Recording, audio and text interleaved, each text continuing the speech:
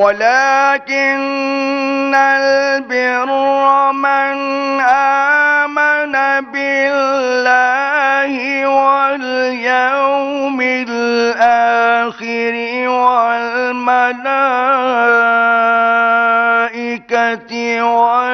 والكتاب والنبيين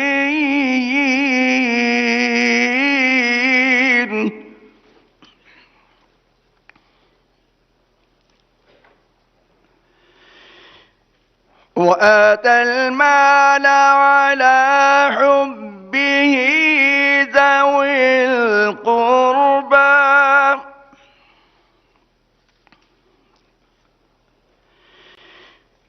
واليتامى والمساكين وابن السبيل والسائلين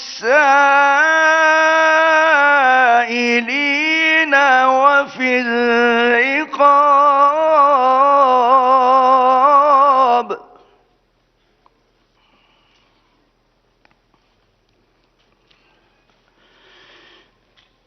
وأقام الصلاة وآتى الزكاة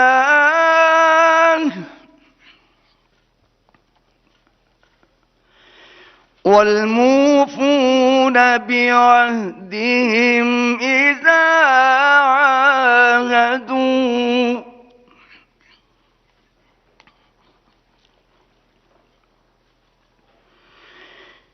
وأقام الصلاة وآتى الزكاة والموفون بعهدهم إذا عاهدوا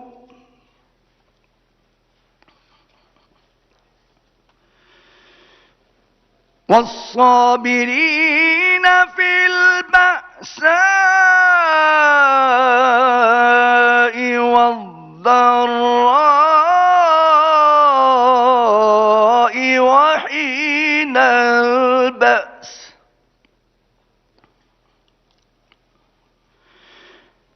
أولئك الذين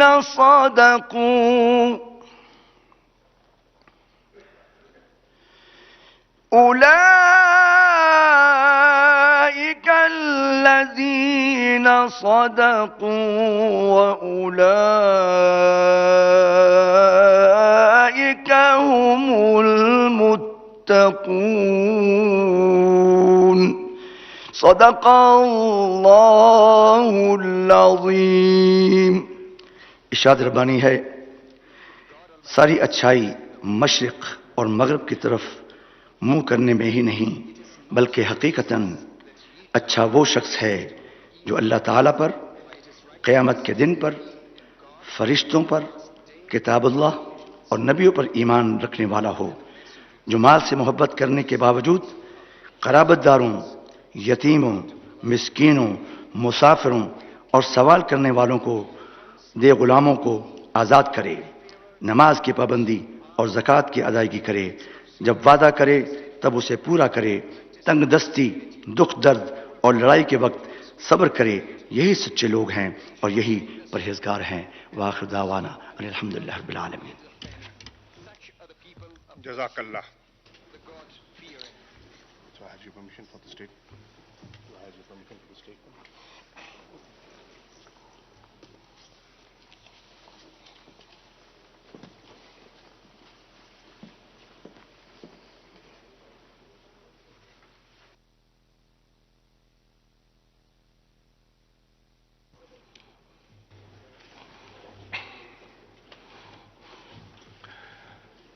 Bismillah ar-Rahman ar-Rahim. Excellency, Mr. Imran Khan, Prime Minister of the Islamic Republic of Pakistan, Excellency Hussein Brahim Taha, Secretary General OIC, distinguished foreign ministers, special guests, Excellencies, ladies and gentlemen, Assalamu alaikum. I welcome you all to Islamabad for this extraordinary session of the OIC Council of Foreign Ministers on the humanitarian situation in Afghanistan. Let me start by commending the Kingdom of Saudi Arabia, the OIC Summit Chair, for its leadership in convening this extraordinary session. I would like to warmly welcome Secretary General Taha amongst our family. This is his first foreign ministerial meeting after his appointment as the Secretary General. He and his team also deserve appreciation for their strong support and rapid mobilization of efforts for the conference arrangements. Pakistan is also gratified by the trust reposed by the OIC membership in Pakistan to host this extraordinary session. Excellencies, your presence here today at such a short notice affirms the importance that the international community as a whole and the OIC in particular accord to the well-being of the people of Afghanistan. For the people of Afghanistan, the significance of this gathering goes beyond mere symbolism. It is a matter of survival for them. As we speak, over half the Afghan population, 22.8 million people, a number larger than entire populations of over 2/3 of the UN member states, face food shortages. Millions of Afghan children are at risk of dying from malnutrition. This situation has been brought about to this pass by a multiplicity of factors. Prolonged drought, years of conflict, poor governance, and Afghanistan's excessive dependence on foreign aid. You would recall that Pakistan hosted the first extraordinary session of the Council of Foreign Ministers in Islamabad in January 1980. 41 years on, Pakistan is again obliged to host another extraordinary session to discuss the ongoing humanitarian crisis in the same country. It is unfortunate that the hardship and suffering of the Afghan people has not eased. The OIC, since the very beginning of Afghan crisis, has stood firmly by the people of Afghanistan. It has consistently supported the right of self-determination, of political and economic emancipation of the people of Palestine and of the Kashmiris suffering under illegal occupation. History is our witness that this organization, even amidst major global political turbulences and crisis, has not only consistently supported the rights of the people, but also called upon the rest of the international community to act and think beyond their domestic and internal political and economic compulsions. What we face today is no different than what this organization has witnessed repeatedly. The developments in August 2021 may have altered the political landscape in Afghanistan, but they have not made the compelling needs of the Afghan people any less pressing or urgent. The World Food Programme has warned that Afghanistan could become the largest humanitarian crisis in the world. The UN Emergency Relief Coordinator, who we have the pleasure of having with us today, characterized Afghanistan as being in free fall. These are dire warnings by those with the most intimate and direct knowledge of the grave situation on the ground in Afghanistan. This is a moment to extend a collective helping hand. It is not the time to withhold support. Pakistan concurs with the UN Secretary General that humanitarian support must be provided without conditions.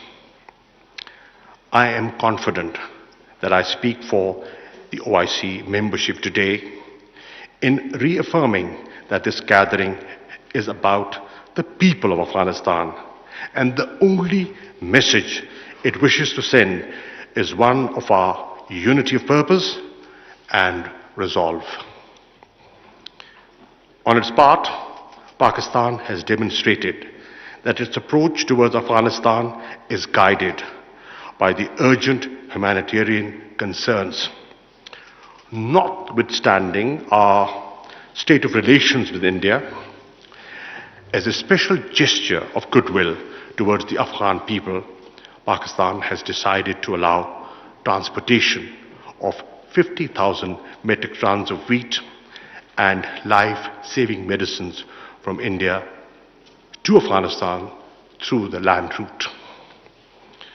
This organization and the Islamic Ummah as a whole has come forward to offer its hand of partnership to the United Nations, international financial institutions, and major donors to bring to bear collective expertise in pushing against the unfolding humanitarian crisis in Afghanistan. Let me also express my gratitude to the United Nations, IFIs, regional organizations, and other members of the international community for responding positively to Pakistan's call against, again in such short notice, to sit with us here in Islamabad and look for ways to alleviate the human suffering in Afghanistan. Ladies and gentlemen, as an immediate neighbor, Pakistan is a witness to and is maximally impacted by the growing humanitarian travails of Afghanistan. We cannot ignore this reality. As the situation stands, we cannot rule out the danger of complete economic meltdown in Afghanistan. The Afghan economy is likely to witness a contraction of 30% within a year unless the tide is stemmed. Cash is needed to revive the economy, to pay salaries, restore small businesses, and reboot the banking system. There is no money available to pay for energy, food, medicines, and other essential supplies. The consequences of a major humanitarian crisis and economic collapse in Afghanistan will be horrendous.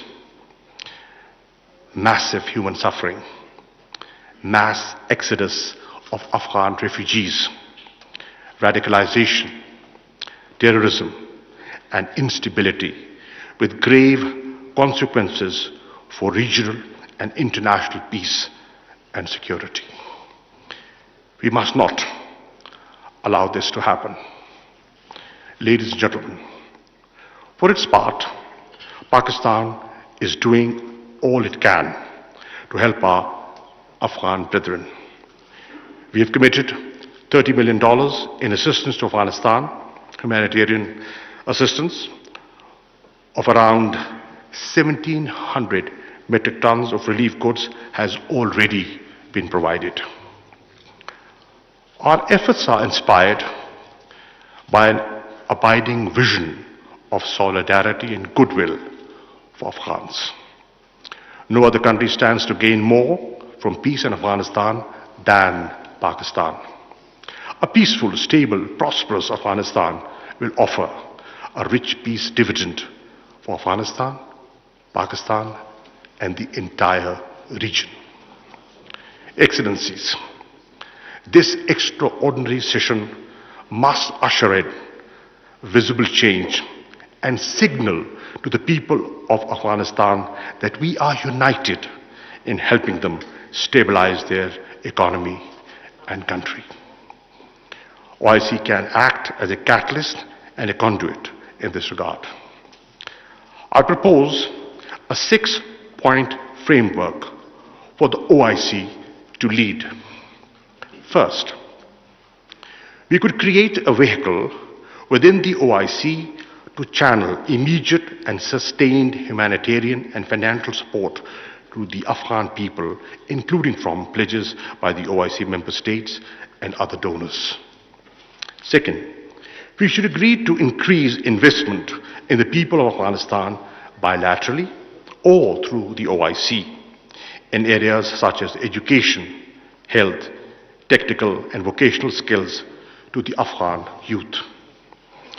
Third, a group of experts comprising the OIC, the United Nations and the IFIs be established to consider ways and means to facilitate Afghanistan's access to legitimate banking services and to ease the serious liquidity challenge of the Afghan people.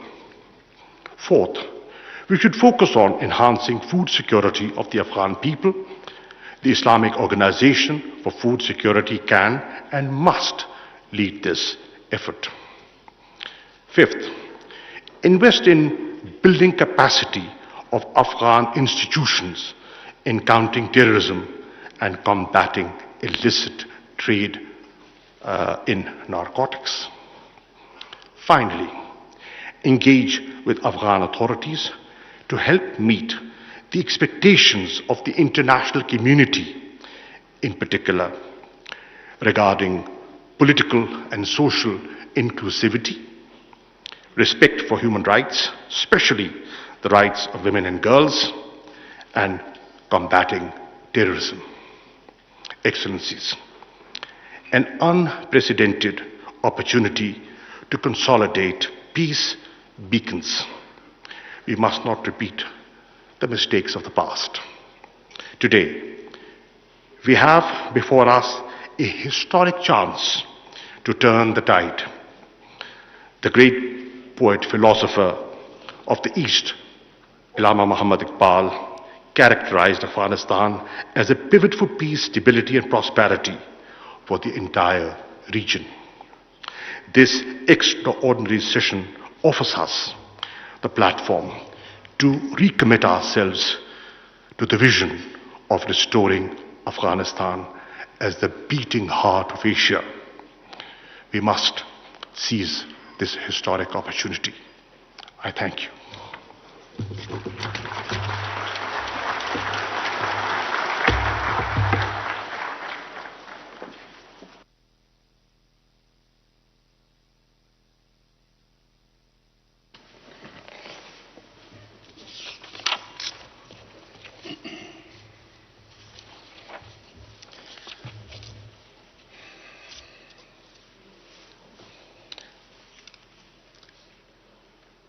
Now, I have the honor to invite His Royal Highness Prince Faisal bin Farhan Al Saud, the Foreign Minister of the Kingdom of Saudi Arabia, the Chair of the Islamic Summit, for his statement.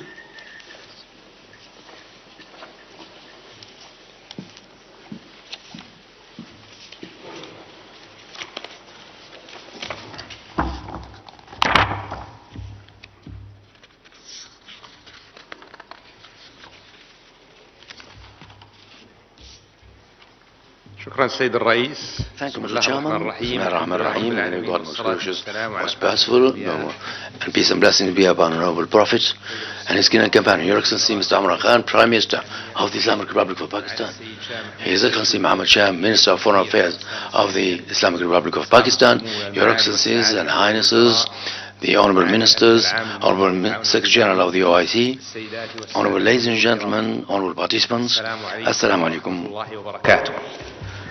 Allow me first of all to extend our heartfelt thanks and appreciation to the government of the Islamic Republic of Pakistan and to its people for their warm hospitality in this important meeting and for the excellent arrangements for this meeting despite the shortage of notice. I wish also to express due thanks for the efforts of the Honorable Brothers from the General Secretariat and for the excellent arrangements from the General Secretariat. In this respect, I would like to congratulate His Excellency the Secretary General. He is taken his office at the head of the Honorable General Secretariat. Your Excellencies, the Kingdom of Saudi Arabia, based on its full commitment to joint action and as chair of the 4th Islamic Summit Conference has called for this 17th session of the extraordinary session in response to the hardships faced by the Afghani people, particularly with the approach of the winter season and the sufferings met by the children and old people that need urgent support and help, particularly with bearing in mind the economic difficulties that have caused not only a humanitarian crisis but can lead to further instability and impact both regional and international peace.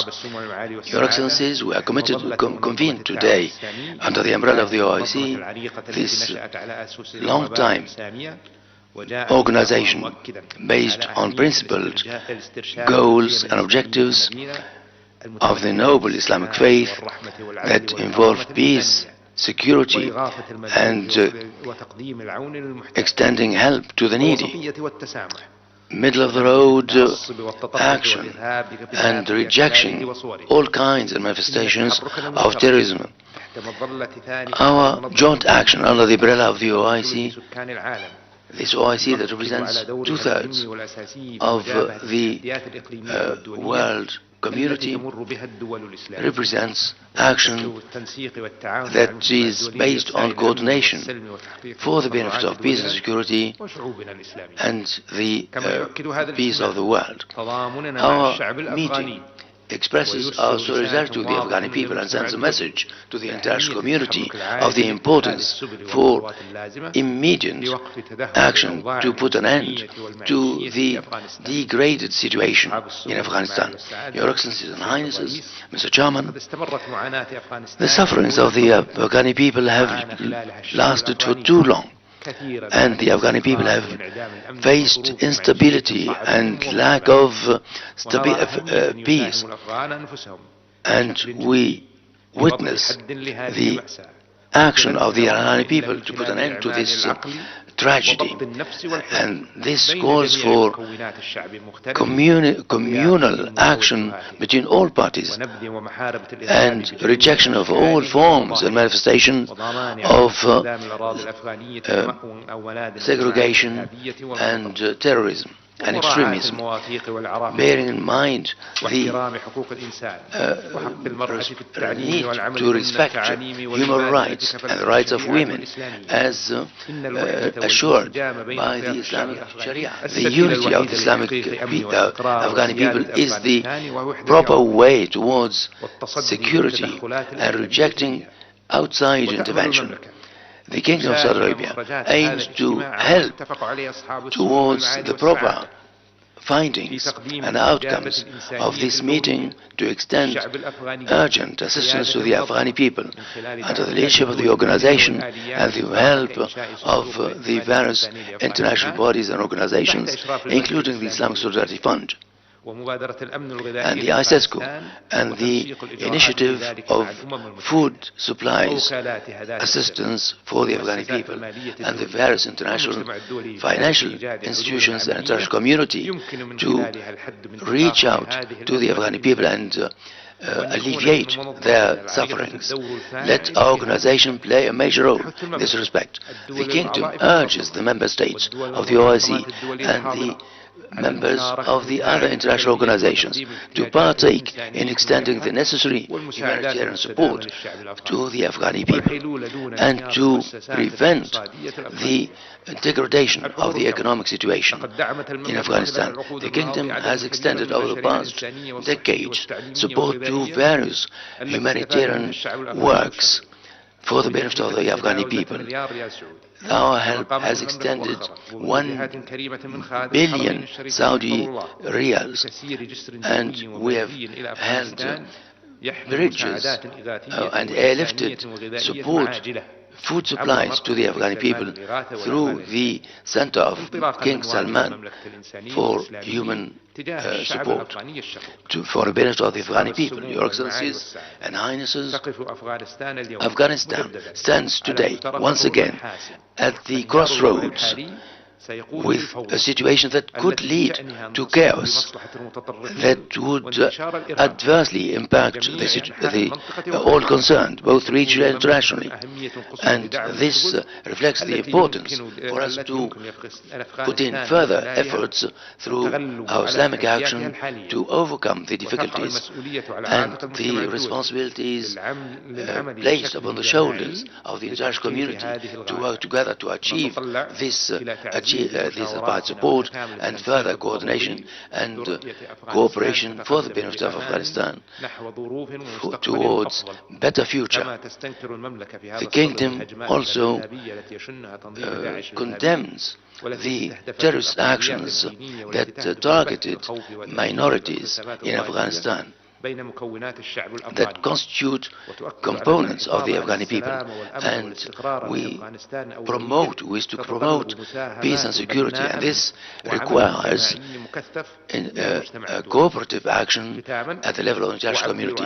In conclusion, I wish to express once again that the hope that our meeting today will come out with proper resolutions, recommendations that would alleviate the humanitarian crisis witnessed by the Afghani people and to promote security and stability both regionally and internationally. I wish to express once again due thanks to the Islamic Republic of Pakistan for hosting us and for the commendable efforts put in for the benefit of the meeting.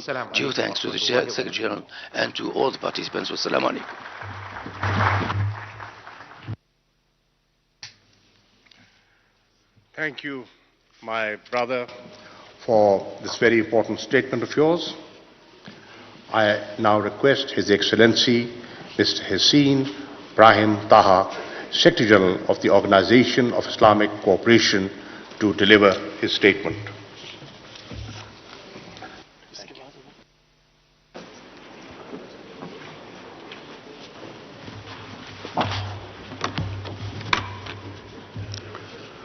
Assalamu alaikum wa rahmatullahi wa barakatuh. Honorable Premier Excellency Prime Minister of the Islamic Republic of Pakistan, Mr. Imran Khan, Excellence Monsieur Excellency Mr. Shah Mahmoud Qureshi, Minister of Foreign Affairs la République of the islamique Islamic du Republic of Pakistan, Votre Altesse Prince His Highness Prince Faisal bin Farhan bin Abdullah, Minister of Foreign Affairs of the Kingdom of Saudi Arabia, Chair of the 14th Islamic Summit, Excellencies, representatives of the states and international organizations, distinguished audience. Assalamu alaikum. wa barakatuh. Tout d'abord, je viens de remercier At the outset, I would like to thank all member states for electing me as the Secretary General of the Organization of Islamic Cooperation, and I avail myself of the opportunity to meet Your Excellencies, Your Highness, to assert that I am honored to serve our member states and the Muslim community worldwide. I pray to Allah Almighty to help me undertake this responsibility, and I am sure that Your Excellencies will always support and guide my endeavors through your counsel and support in this regard I express in this regard heartfelt appreciation and gratitude to the Kingdom of Saudi Arabia, the chair of the 14th session of the Islamic Summit, for calling for this so important meeting as part of the Kingdom's firm commitment to supporting Islamic solidarity and joint Islamic action.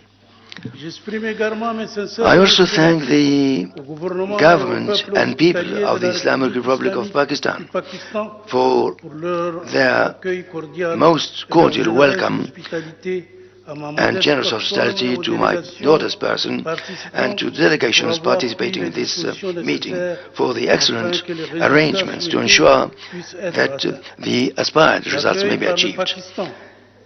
By hosting this important event, Pakistan reaffirms its total commitment to the issues facing our wider Muslim community with a keen dedication to maintaining security and peace in the region.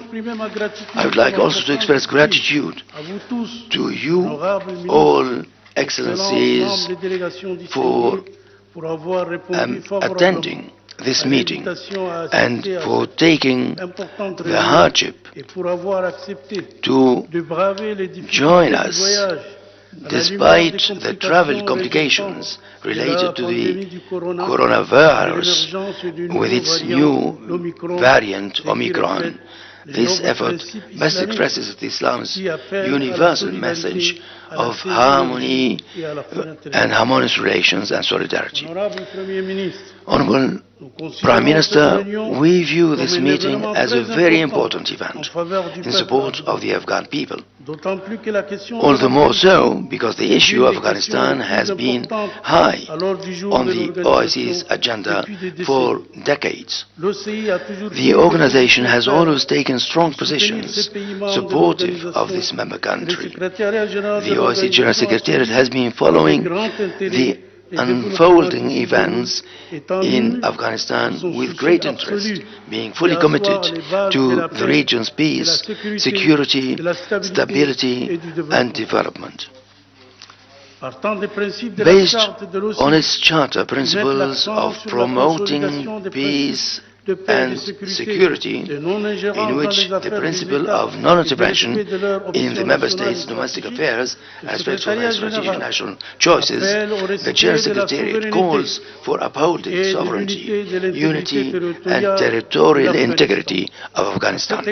In this regard, the General Secretariat calls for all Afghan parties to work together in the best interest of the Afghan people. The call is also for all parties in Afghanistan to protect people's lives, refrain from violence and work towards achieving the aspirations and stability of the Afghani people. The General Secretariat reaffirms its full support for reconciliation in Afghanistan, expressing hope that all parties will commit themselves to peaceful dialogue to resolve all differences. It also stresses the need to respect international and humanitarian law and observers of Islamic and universal human rights. Moreover, the OIC General Secretary expressed full readiness to cooperate with regional and international efforts to bring peace for the Afghan people, mobilizing all its potential to contribute positively to peace, security and stability in Afghanistan and establish necessary contacts in this regard.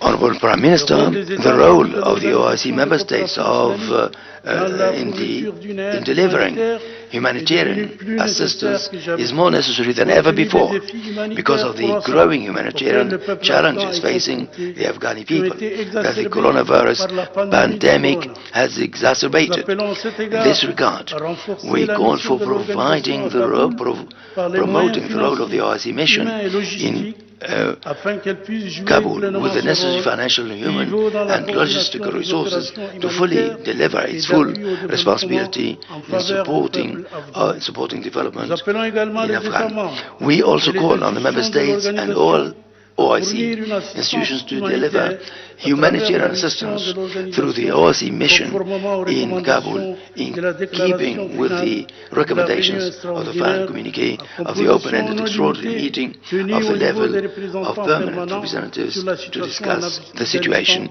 in Afghanistan, held at the OIC headquarters in Jeddah in 2021. In this regard, we commend the humanitarian assistance provided by some member states to the Afghan people, including the airlift launched by the Kingdom of Saudi Arabia simultaneously with the beginning of this conference. In this regard, we also call on all parties concerned in Afghanistan to cooperate fully with the OIC's mission in Kabul to create favorable conditions for civilian safety and security, and enabling humanitarian institutions to provide relief to affected populations in Afghanistan.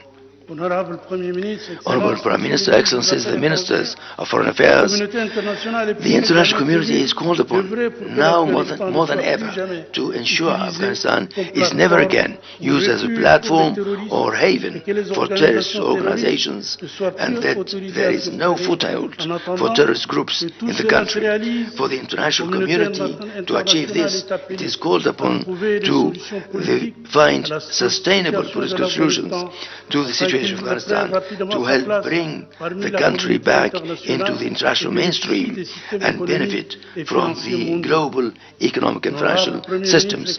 Honorable Prime Minister, Honorable Foreign Ministers, in conclusion, I would like to reaffirm the full support of the OIC's General Secretariat for regional and international efforts to bring stability to Afghanistan. The OIC is ready to carry out a follow-up on the implementation of the outcome of this extraordinary meeting and to play its role in supporting humanitarian action in Afghanistan in coordination with the relevant OIC institutions and with relief agencies across the Muslim world, United Nations and other agencies. I wish this meeting full success in its deliberations. Wassalamu alaikum.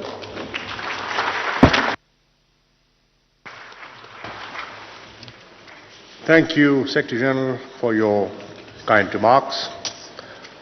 I now request His Excellency Mr. Mevlut Çavuşoğlu, Foreign Minister of the Republic of Turkey, to deliver a statement. He will speak on behalf of the Asia Group of the OIC member states.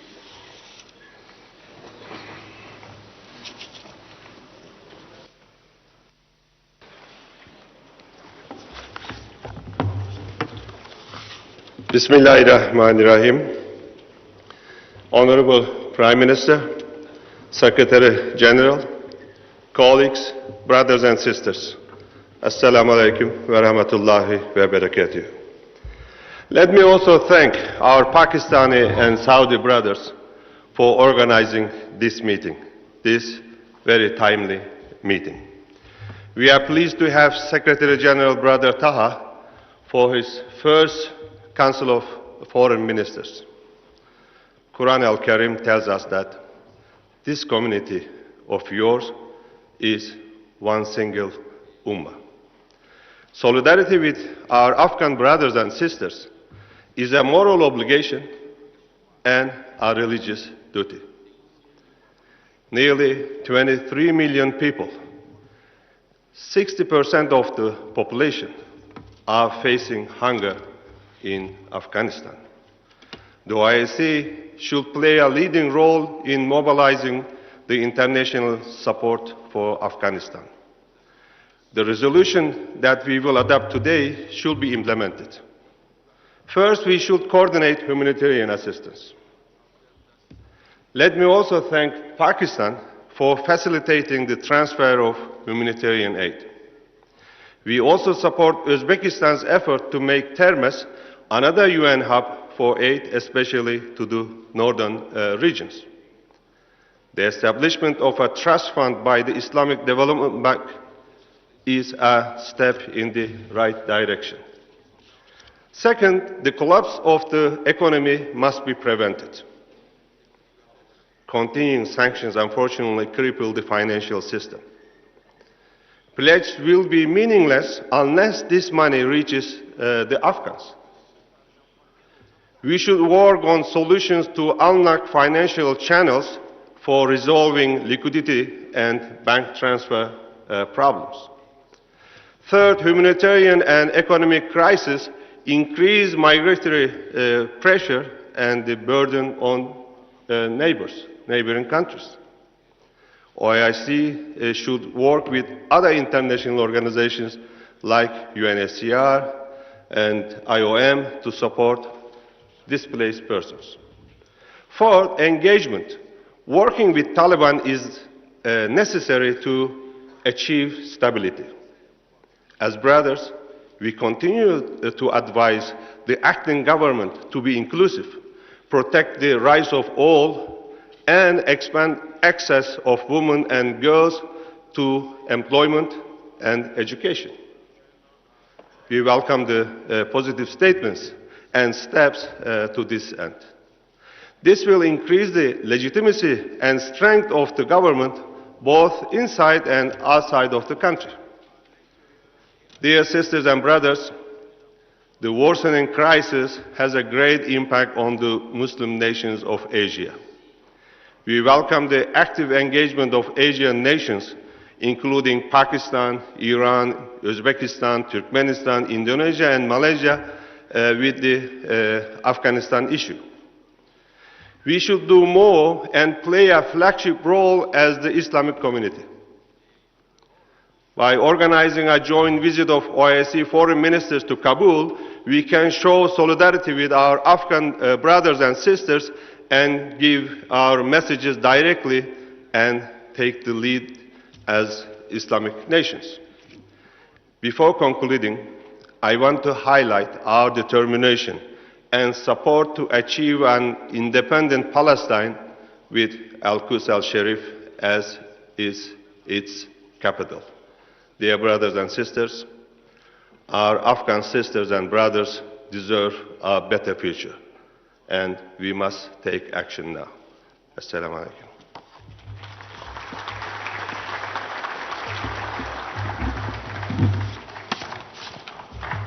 Thank you, Brother Beblut, for your insightful remarks. I now request His Excellency Ayman Safti, the Foreign Minister of the Kingdom of Jordan, to deliver his statement. He will speak on behalf of the Arab group of the OIC member states.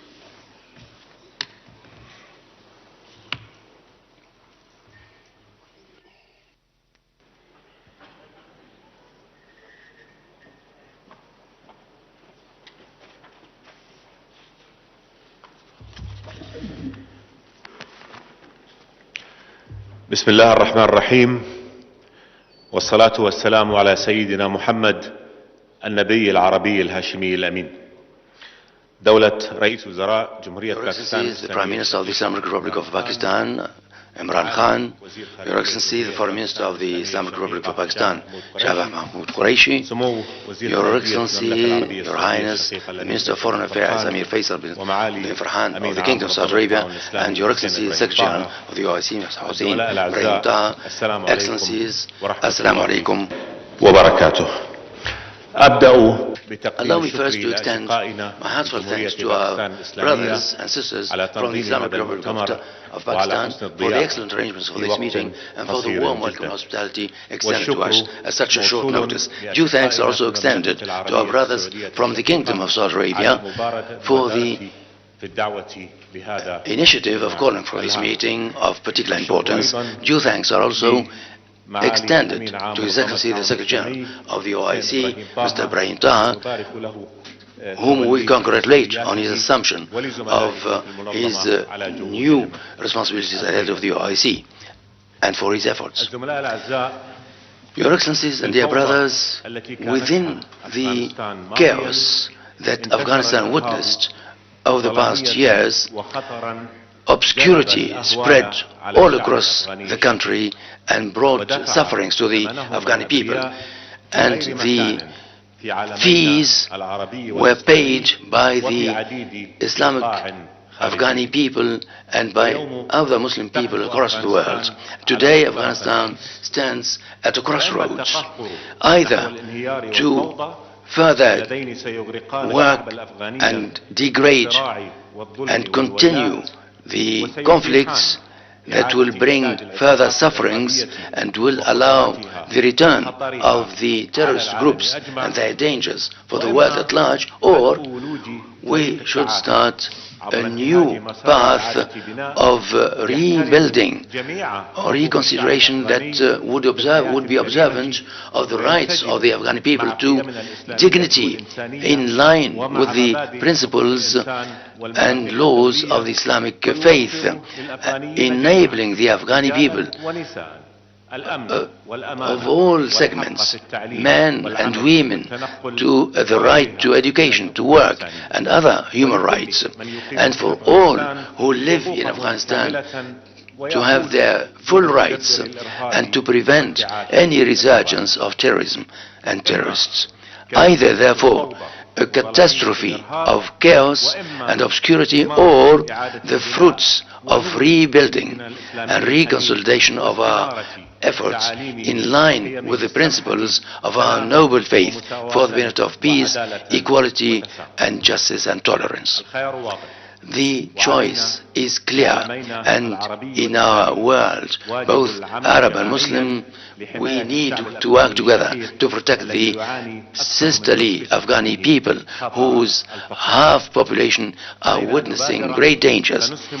We have to take the initiatives and become effective and proactive in protecting our brothers and our planet against extremism and terrorism and crimes and obscurity. Distinguished brothers of mine, we have reached a state where we can only witness the right decision that calls for negotiation and reaching out to each other and to the international community with shared goals towards supporting Afghanistan to become, once again, an effective member of the international community. We, in our Islamic world, will be the most adversely affected of the situation in Afghanistan if you don't act in time, and we have therefore a duty to help the Afghani people. Therefore, and here I'm addressing and I'm talking about the initiative from the proposal from the Jordanian kingdom to set up a committee that would define, in coordination with our partners in the international community, to act for the protection of the Afghan people with the principle of observance of international agreements and principles of our faith and our organization. In between, I would like to pay tribute to the efforts of our organization that have agreed for extending urgent assistance, and the Kingdom has extended everything possible in terms of humanitarian assistance through the Hashemite Kingdom, and Jordan will remain fully in support of the Afghan people and supporting every kind of support to them.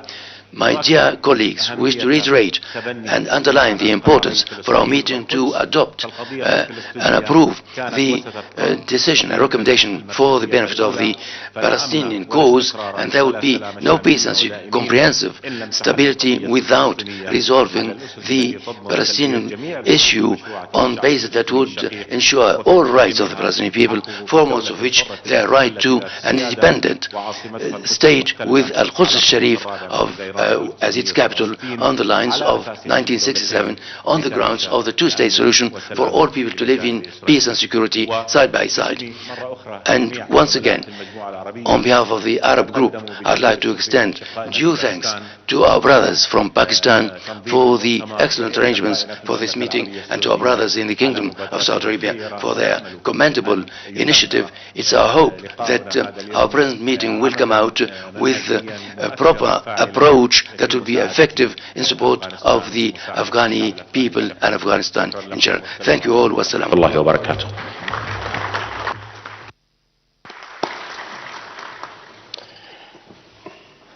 Thank you, Excellency, for your statement. I now request His Excellency Yusuf Mohammed, Foreign Minister of the Republic of Niger, to deliver his remarks. He will speak on behalf of the African group of the OIC member states.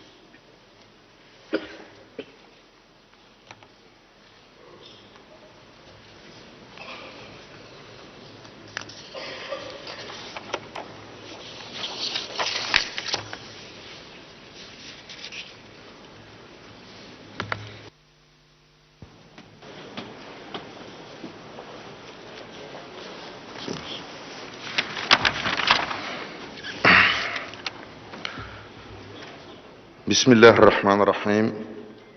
Son Excellence, Monsieur le Premier ministre de la République islamique du Pakistan, Altesse royale, Excellences, Mesdames et Messieurs les ministres, Monsieur le Secrétaire général de l'Organisation de la coopération islamique, Mesdames, Messieurs, Assalamu alaikum. Je voudrais tout d'abord remercier au nom du groupe africain les plus hautes autorités de la République sœur du Pakistan. I would like to congratulate and commend the government and people of Pakistan for hosting this extraordinary session despite the adverse effects of COVID-19, and I would like also to thank them for the hospitality accorded to us since we arrived in this beautiful capital city. Prime Minister of the Islamic Republic of Pakistan. Dear Excellences, to express our heartfelt thanks and appreciation to the custodian of the two holy mosques, King Salman bin Abdulaziz Al Saud, for calling for the convening of this important meeting at this important historical juncture, and for his continuous support for our organization. We commend the good initiative taken by the Kingdom of Saudi Arabia for organizing this important meeting on the situation in Afghanistan. I would like also to thank all goodwill and all member states who are here and who have been working to solve the situation in Afghanistan through deliberations and consultations, bilateral and multilateral. We avail ourselves of this opportunity to express our heartfelt thanks and appreciation to the newly appointed OIC Secretary General. Ladies and gentlemen, our extraordinary session of the CFM addresses the existing situation in Afghanistan, and we have been following with concern the situation unfolding over the recent months. And the situation has led to many multifaceted crises at various levels: economic, security, and humanitarian. And we have also noted through the reports of some international organizations such as the UN, as well as the World Food Programme, that more than 20 million will face food crisis by the end of this year, and notably about 4 million children and women who cannot have the required resilience to withstand the acute severity of the winter season which is approaching. Therefore, it's time, and we have to take effort and to do everything possible to have a new approach and to chart out a response plan to help our brothers and sisters in Afghanistan. Your Excellencies, ladies and gentlemen, we are moving fast in order to avoid the unprecedented crisis looming in the horizon. Therefore, we need to face the situation and the humanitarian challenges, and we need to take every effort possible in order to put an end to this situation as fast as possible. And we call for all the efforts and all member states to provide the required support to solve all the problems facing the Afghan people without any interference in the domestic affairs of Afghanistan. And it's also important to call upon our brothers in Afghanistan to involve the international community in order to undertake their international commitments, and they also have to respect the rights of all segments of Afghani people according to the Islamic principles and tenets. Your Excellencies, ladies and gentlemen, by the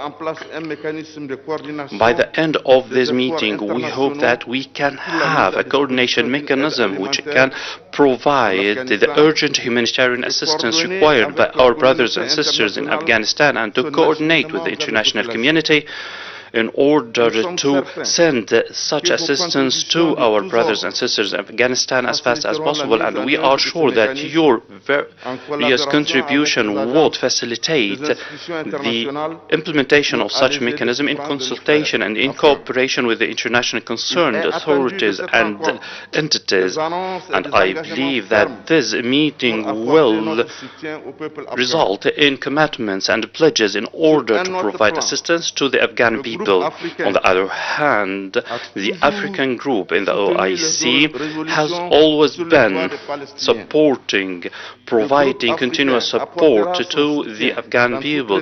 And on the other hand, we are also supporting the rights of the Palestinians, and we shall continue to provide our support and assistance to all the efforts geared to maintain the inalienable rights of Palestine. May the Muslim Ummah live, and may the solidarity among ourselves live. And Assalamu alaikum wa rahmatullahi wa barakatuh.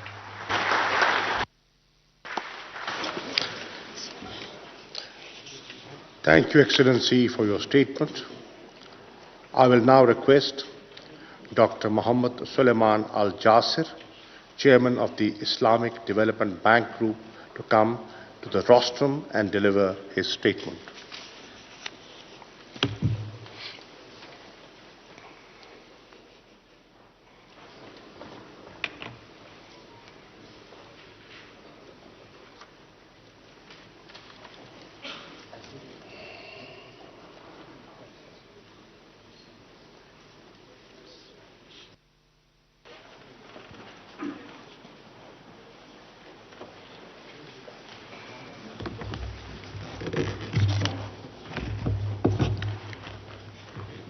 In the name of Allah, the Lord of mercy, the giver of mercy, and peace and blessings be upon his Prophet, Prophet Muhammad, and his kith and kin, and the followers until the day of resurrection. Your Excellency Imran Khan, Prime Minister of the Islamic Republic of Pakistan, Your Highness Prince Faisal bin Farhan Al Saud, Foreign Minister of the Kingdom of Saudi Arabia, the OIC Summit Chair, Your Excellency Mr. Makhdoom Shah Mahmood Qureshi, Foreign Minister of the Islamic Republic of Pakistan, Your Excellency Mr. Hussein Ibrahim Taha, Secretary General of the Organization of Islamic Cooperation, Excellencies, representatives of the OIC member states, and representatives of the other countries and organizations invited.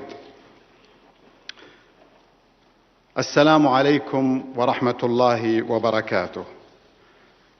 I greatly appreciate the opportunity to be present at this critical and historic meeting. We gather here today to reaffirm our commitment and solidarity to our brothers and sisters in Afghanistan.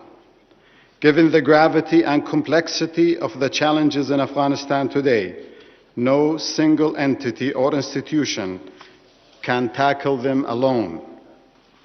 The international community needs to collectively provide a holistic, practical, sustainable, and comprehensive solution, learning from the lessons of the past and leveraging the strengths of all stakeholders to address these daunting challenges.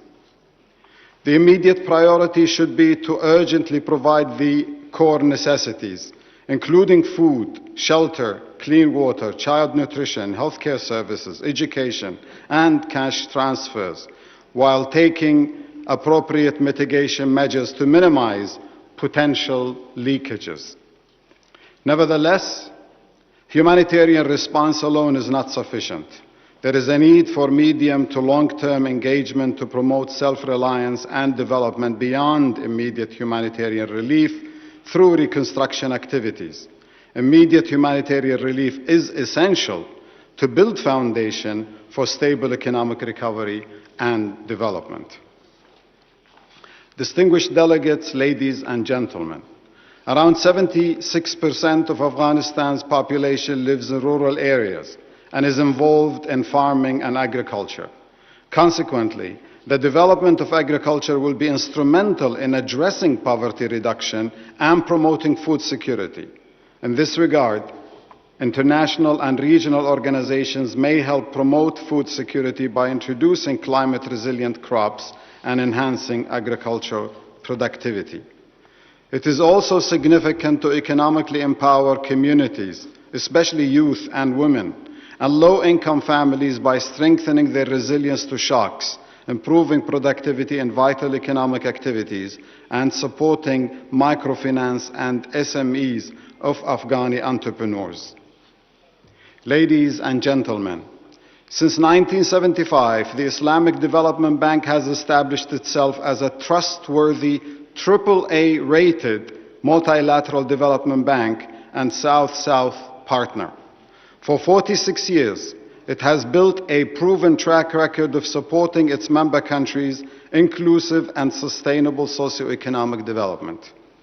Acting upon the decades-long trust vested by its member countries, the Islamic Development Bank would be honored to accept proposed new mandate to manage the Afghanistan Humanitarian Trust Fund. We will rely on our solid and extensive expertise and experience in efficiently managing various trust funds, such as the Islamic Solidarity Fund for Development, Al-Aqsa Fund, Al-Quds Fund, Lives and Livelihoods Fund, and the Awqaf Properties and Investment Fund, APIF. We also had experience in managing the Aceh program in Indonesia, Cyclone Effect Management in Bangladesh, Endowment Fund for Children Education with UNICEF and King Salman Humanitarian and Relief Center, and Smart Education Initiative with Global Partnership for Education and the Arab Coordinating Group, in addition to working in many fragile and post-conflict contexts. Our work is valued by our trusted development partners such as the World Bank, Asian Development Bank, UN aid agencies, the Melinda and Bill Gates Foundation, the Saudi Fund for Development, Qatar Foundation, Abu Dhabi Fund for Development, and the UK's Foreign and Commonwealth Development Office, to name a few. The IDB, the Islamic Development Bank, may also provide the necessary platform for neighboring and regional countries to play a positive role in capacity development and technical assistance for institutional building by leveraging our unique reverse linkage mechanism for South-South cooperation. That could include also what was suggested by Mr. Qureshi for a group of experts from OIC, United Nations and IFIs to address the issues of financial connectivity of Afghanistan. The Islamic Development Bank may also provide the necessary, leveraging its vast experience with the fragile states and exemplary credentials to manage such funds. The Islamic Development Bank is well positioned to act as the trustee and administrator of the proposed Afghanistan Humanitarian Trust Fund. We look for generous support from all countries, international, regional and bilateral organizations, private sector, philanthropists, to announce their pledges to this fund.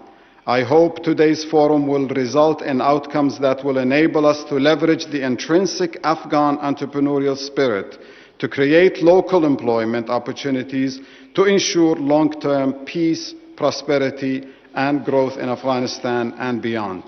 I reiterate my thanks and appreciation to the Kingdom of Saudi Arabia and the Organization of Islamic Cooperation for this well-timed initiative. I also extend my special thanks to the government of Pakistan for its generosity and hospitality. Wassalamu alaikum wa rahmatullahi wa barakatuh.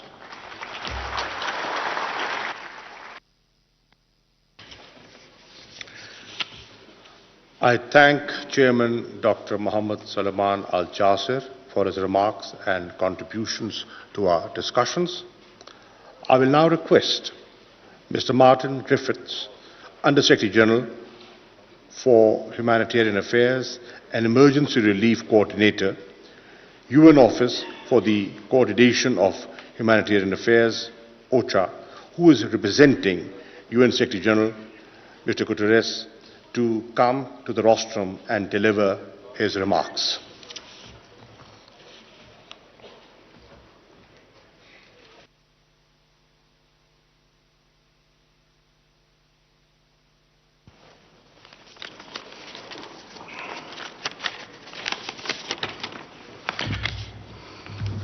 Thank you very much indeed. And Honourable Prime Minister, Excellencies, friends and colleagues, it's my privilege here to represent the Secretary General of the United Nations, who wishes he could also have been here, but the words that I will speak are his. As the Honourable Minister of Pakistan has already said, I have spoken elsewhere of the fact that Afghanistan's economy is now in free fall, and that if we don't act decisively and with compassion, I fear that this fall will pull down the entire population with it. 23 million people are already facing hunger. Health facilities are overflowing with malnourished children. Some 70% of teachers are not getting paid, and millions of children, Afghanistan's future, are out of school. The value of the Afghani currency is plummeting. Trade is damaged by the lack of confidence in the financial sector, as we have heard, and the space for borrowing and investment has constricted dramatically. So the need for liquidity and stabilization of the banking system, again, as we have heard from a number of speakers, is now urgent, not only to save the lives of the Afghan people, but also to enable humanitarian organizations to respond and operate effectively. I welcome the decision by the World Bank's Afghanistan Reconstruction Trust Fund to transfer $280 million by the end of December to UNICEF and the World Food Programme. This step should be followed by reprogramming of the whole fund to support the people of Afghanistan this winter. Families simply do not have the cash for everyday transactions, while prices for key commodities continue to rise. The cost of wheat and fuel are up by around 40%, and food now accounts for more than 80% of average household expenditure. Basic social services that all Afghans depend on are collapsing as international development support, upon which the country has depended for so long, has frozen up. By the middle of next year, as estimated by UNDP, universal poverty may reach 97% of the population of Afghanistan. That could be the next grim milestone. Within a year, 30% of Afghanistan's GDP could be lost altogether, while male unemployment may double to 29%. The Organization of Islamic Cooperation is coming today together to express the willingness, as we have heard, to help avert this disaster and to contribute to the humanitarian endeavor. And I am here to say, Excellencies, that the United Nations stands firmly with you and your efforts and your plans, and both of us in solidarity with the people of Afghanistan. Next year, the United Nations will seek funding For the largest ever appeal for humanitarian assistance for a country, an annual appeal of about $4.5 billion to help the most vulnerable in Afghanistan with life-saving assistance. But our plan is a stopgap measure for over 21 million people who need that assistance. Of course, it must be funded as a matter of priority. But the crisis is huge. The humanitarian response is effective and it continues to scale up. And thanks to generous donor support, the Afghanistan response plan for 2021 was fully funded, a unique achievement in these years. But going forward, we need more than this. Afghanistan will not get through the winter on emergency aid alone, again, as has been said by previous speakers. We also need flexible donor funding that can be used to ensure salaries for public sector workers and support to basic services such as health, education, electricity, livelihoods, to allow the people of Afghanistan some chance to get through this winter and some encouragement to remain home with their families. Going forward, we also need constructive engagement with the de facto authorities in a process of meaningful dialogue to clarify what we expect of each other. The consequences of inaction on these three fronts are clear, and the three fronts are emergency assistance, flexible funding, and an engagement to be clear about what we expect from each other. And if we do not act fast on these three fronts, we know that we risk the collapse of this great country, and people will run out of hope, and the region, and indeed the world, will see destabilization increase with all the consequences that we have seen so clearly in history. Honourable Prime Minister, we're gathered here today at a moment of exceptional gravity for the people of Afghanistan.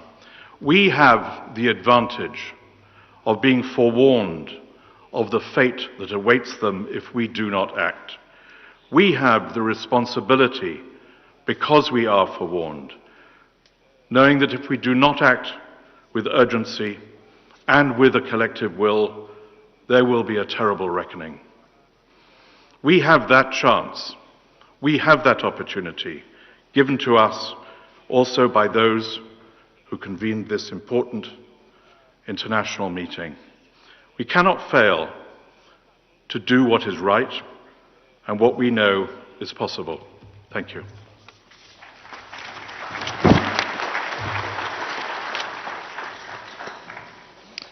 I thank UN Under-Secretary General Martin Griffiths for his contribution to our deliberations.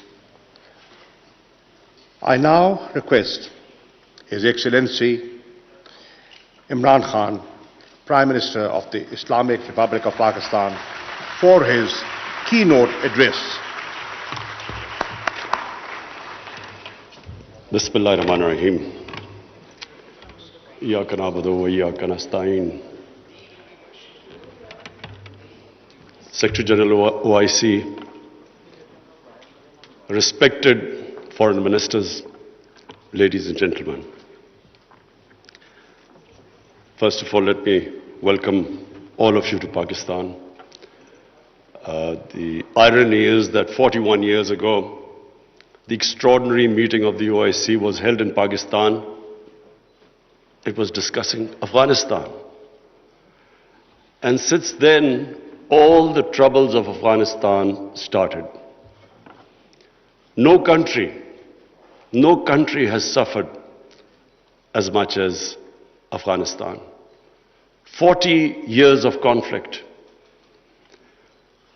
And then add to it recently prolonged drought, 75% of the people living off the land. And then, even before 15th of August, half the population below the poverty line. Years of corrupt governance. 75% of the budget supported by foreign aid. Now, a country in this situation, after 15th August, if the foreign aid dries up, the foreign reserves get frozen, banking system freezes, any country is going to collapse, let alone Afghanistan, which has suffered for the past 40 years. So I'm really glad all the speakers before me mentioned the gravity of the situation. Especially I would like to point out what Michael Griffith, Under Secretary of the United Nations Secretary General, what he had to say, the figures he gave. So the point is that if the world does not act, this will be the biggest man-made crisis which is unfolding in front of us. We, the OIC, it's a big responsibility on us, because not only is it the situation in Afghanistan as it unfolds, but it's a religious duty to help them. And I must say that we have to, and I speak to the United States specifically, they must de-link the Taliban government from the 40 million Afghan citizens. Even if they have, they've been in conflict with Taliban for 40 years, 20 years. But this is a question of the people of Afghanistan. 40 million human beings. And that's why it is very important that action is taken immediately. Already we are late. The Afghan winter, everyone knows, is extremely severe. And these preconditions the Taliban have to, unless they have an inclusive government, human rights, women's rights, do not allow terrorism from the soil. Unless these preconditions are met, the humanitarian aid will not flow, and their foreign reserves won't be, they won't be allowed to have them, or the banking system won't function, won't be allowed to function. This is very important. That first of all, the one time I met the Taliban foreign minister, he categorically said that they wanted to comply with these three conditions. Now the point is, we must understand that when we talk about human rights, every society is different.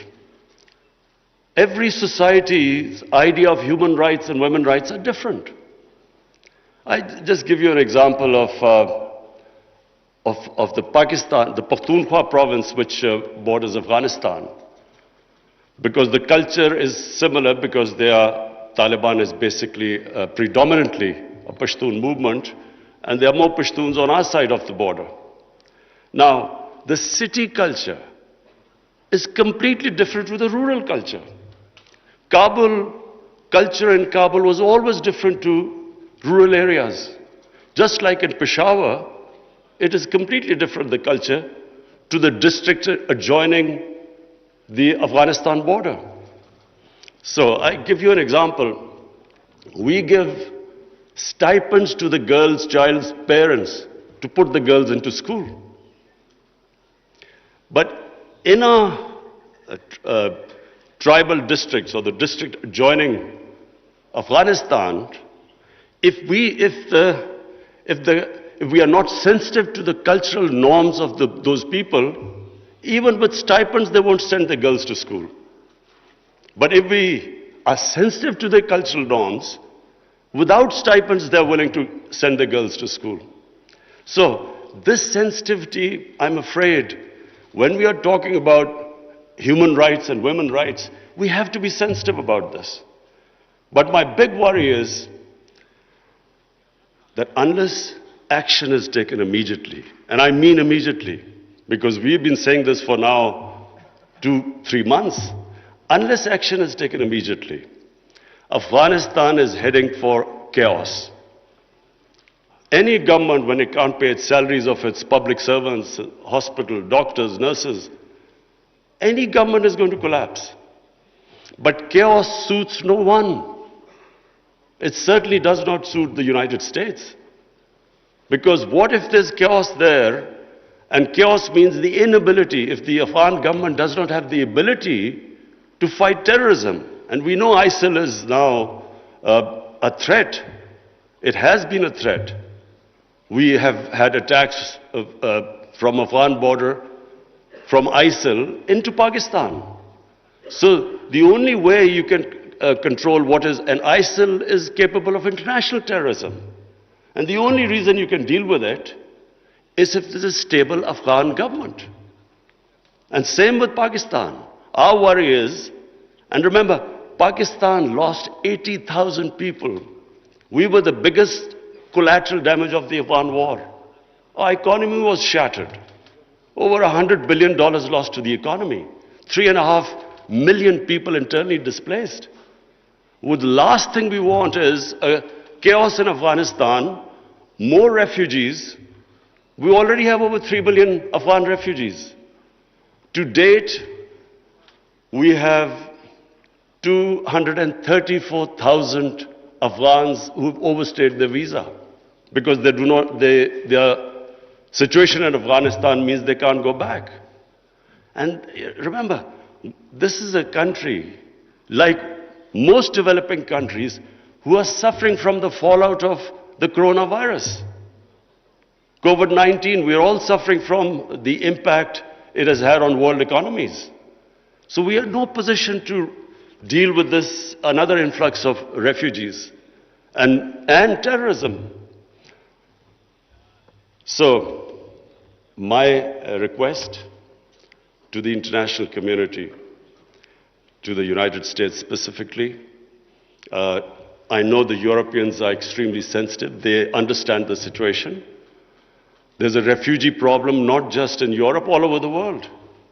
So everyone knows that this chaos will lead not just countries like Pakistan and Iran. Other countries will also eventually have refugee problems. But in much richer countries, you have 2,000-3,000 refugees and there's an issue. The far-right parties raise this issue about refugees. But we poor countries, who are struggling, whose economy is just about getting on their feet, how do we cope with hundreds and thousands of refugees?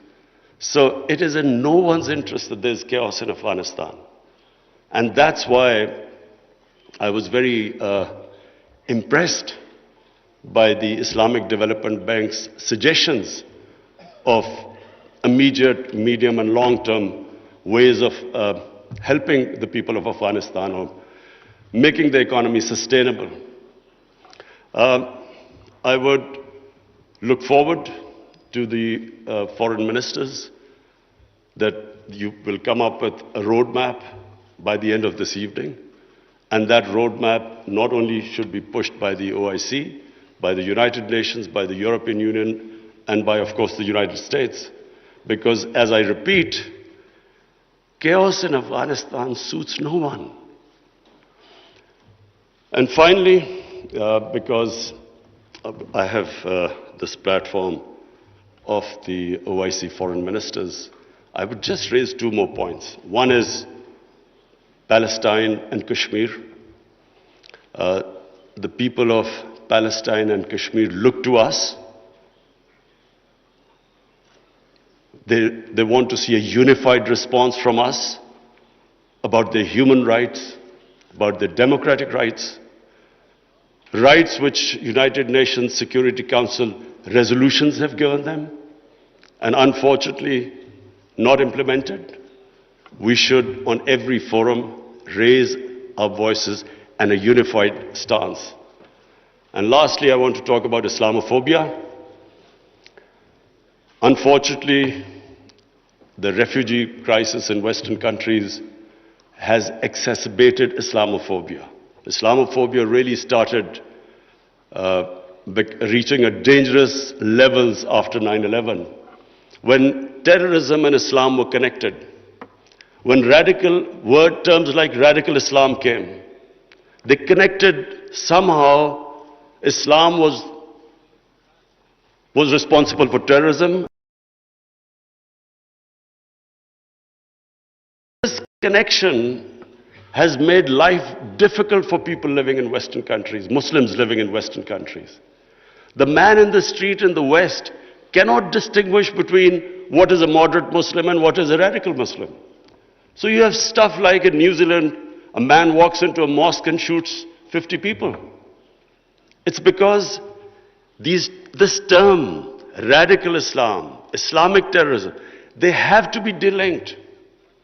And secondly, the reason for Islamophobia is people in the West do not understand when our Prophet Muhammad sallallahu alaihi wasallam is mocked or ridiculed or insulted, they can't understand the reaction amongst the Muslims because their attitude to religion is different to ours. So it's very important for the OIC to play its part in explaining to the Western world on forums like European Union, United Nations, their think tanks, making them understand. Rather than this gap growing between Muslims and non-Muslims because of inability to understand Islam, it is our responsibility in the OIC that we make them understand. We have in Pakistan formed an authority, it's called Rahmatul Alameen Authority. The purpose is to have top Pakistani scholars in this authority who coordinate with Muslim scholars all over the world. And one of the objectives of this Rahmatul Alameen Authority is that there should be a considered intellectual response when things like a cartoon appears insulting our Holy Prophet, peace be upon him. There should be a proper response from scholars to make them understand why Muslims react, that the love and reverence we have for our Holy Prophet, peace be upon him, because they don't understand this. And secondly, to make them understand that our Holy Prophet was called Rahmatul Alameen. He was to bring mercy for mankind. He was not called Rahmatul Muslimeen. He was not just for Muslims. Just like our God, Allah, is God of all human beings. So, our Prophet united human beings. His whole message was of love. But this is not, the people in the West do not understand this. There is so much propaganda against Islam. And unfortunately, we do not have a coherent and an intellectual, scholarly response to this. So one objective of this authority is to, in coordination with all the Muslim scholars, we will respond, and we would like the OIC Secretary General also to know about this response. We will consult you. And whenever anything happens, there should be a proper response to that. But secondly, it's also for my own country, because we feel that we can raise the morality and the ethics of our society by making people understand the seerat of the Prophet, his teachings, to raise the ethical standards in our country. And at the same time, unite our people. Because unfortunately, religion is used by elements in our society to divide people, spread hatred. The whole idea is to unite human beings under the teachings of our Prophet. So finally, I again welcome all of you. I hope we have a very productive session this afternoon, and then we come up with a very coherent a strategy which I said immediate, medium-term and long-term, how to get Afghanistan out of this crisis. Thank you.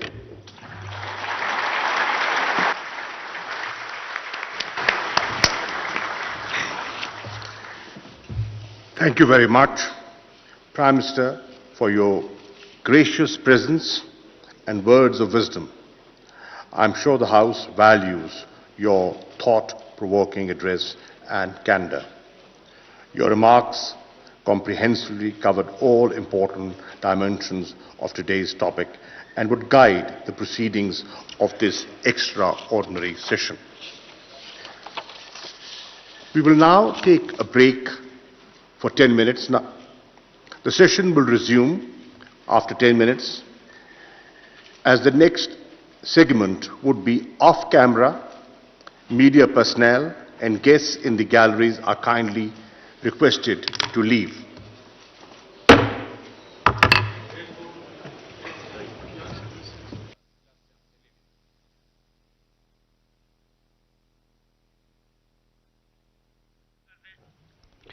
इस वक्त आप live मनाज़र देख रहे हैं। ये Pakistan parliament से वज़ीर-ए-आज़म पाकिस्तान जनाब इमरान खान साहब जो हैं अपना की नोट एड्रेस इस इफ्तिताही जो इजलास है organisation of Islamic conference Islamic cooperation OIC का 74th एक्सेप्शनल इमरजेंसी इजलास है ये अफ़गानिस्तान पर।